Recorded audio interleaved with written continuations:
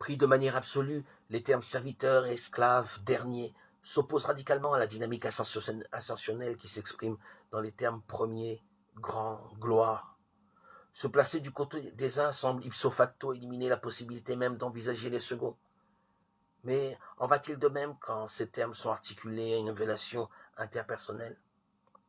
Autant nous associons spontanément être serviteur ou être dernier à un amoindrissement de soi, autant servir tous ou être le dernier de tous, sont des expressions qui rapportent tout à l'exercice d'une action envers d'autres.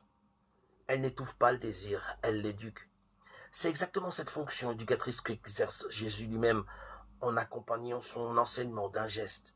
Il prend un petit enfant et le met au milieu d'eux, il le serre dans ses bras et leur dit « Qui accueille un de ces tout petits en mon nom, c'est moi qui l'accueille.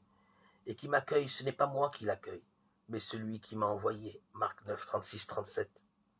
Plus loin, Jésus réitère l'enseignement quand les disciples chassent des petits enfants qu'on vient lui présenter.